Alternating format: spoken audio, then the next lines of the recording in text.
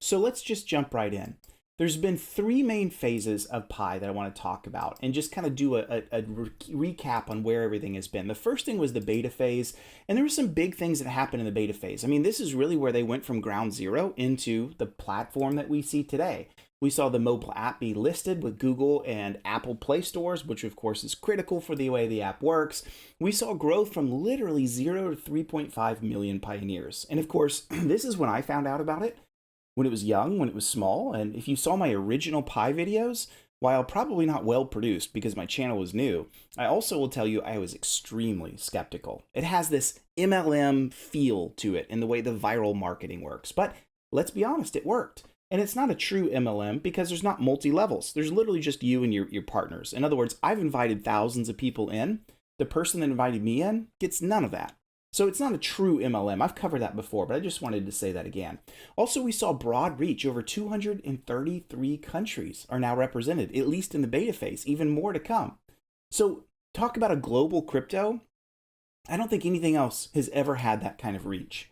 Then Pi went into the testnet phase, which technically we're still in today. We've just seen the announcement of mainnet coming, which is exciting, but let's take a look at what happened in the testnet phase. So the first thing is we saw the node software get released, and it was continuously tested and really began to come to maturity. That was one of the key pieces of getting to mainnet, is knowing that the node software would work well. We also saw some ecosystem things come out. We saw the Pi browser, the Pi app, the Brainstorm app, all of these things that are going to be critical to usage in the Pi ecosystem.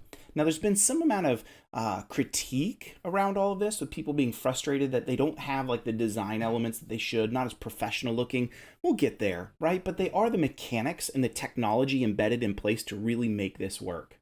Thirdly, we saw the pilot KYC app released. And I know what you're thinking. Many of you are like, look, I haven't gone through KYC, so why does that matter? Well, the process is there. And we've got a long way to go. In fact, I've said this on my channel before. I have not myself gone through KYC. So I'm right there with you. Don't panic if that's you. But it is coming, and it's going to be a huge piece of mainnet coming up. More on that in just a second. And then, of course, we saw the hackathon with thousands of participants and growth getting over to 29 million pioneers. That's staggering. Once again, there are not many cryptos that come anywhere close to that number of user count. And that is to Pi's credit of being a worldwide crypto, to being mobile first, and to being accessible to anybody, which I think is a really, if there's one thing that's exciting, that is truly the exciting thing to me.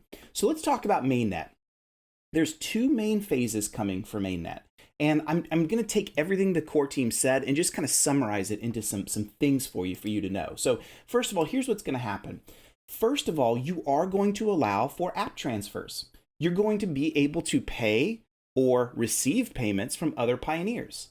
Now, I've actually received some since the beginning of Pi. There's been a select subset of users, I am not one, by the way, that can actually send Pi payments. This is what led to all of that stuff like Pi Lifestyle and all those like grayware, I'm not a fan of kinds of apps that are out there that really did more damage to Pi's reputation than good.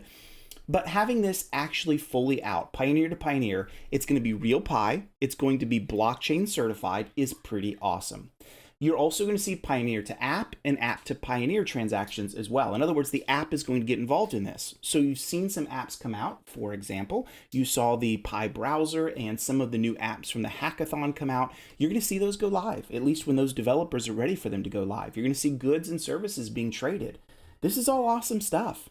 I can't wait to dive in and do some future videos showing you how some of those work, and I absolutely will use some of my Pi once I finally get KYC'd, by the way, and I'm still waiting on that. I'd be happy to do some videos around this and show you how the process works and show you how this can actually build into a robust economy. So that's coming out day one of the enclosed network phase. We're less than 30 days away from this because it's announced in December, which it's now December. We're midway in even. There's going to be an exchange for Pi goods and services. This really goes back to number one. You're going to see all of this come out. We're not going to be able to do some additional things. Like, don't think of this as like crypto exchanges. I'll get to that in a minute. That's not coming yet. But you are going to be able to have Pi come out to allow for buying and selling of things. And I think that's a pretty smart stuff. There's going to be a huge, heavy focus on KYC because I'd say 99%, maybe even 99.9% of all pioneers that exist today have not gone through KYC. The whole purpose of what they were doing towards the end of mainnet was preparing for how can we do mass KYC. And let me say this, because I think this is a really important part. If there's one groundbreaking thing that the Pi core team will do that no other crypto has done, is prove if they can get this decentralized KYC to work, they're going to do something monumental, something that no one has ever touched before. Being able to get the entire community of people to safely and securely KYC millions of users, let's hope it will happen. It's ambitious. It's a huge challenge. And that is the number one hurdle that the Pi core team and the Pi community is going to have to get through. How do we correctly and safely and with assurance get through the KYC process for millions of users? If ever there was a colossal undertaking, that is it. Okay, so we talked about that. What else here? We also want to talk about the exchange for Pi for fiat and other cryptos is disallowed. And this is like a really big thing, my friends. The reason this is such a big thing is the core team is smart about this. They know that most people have not been KYC'd.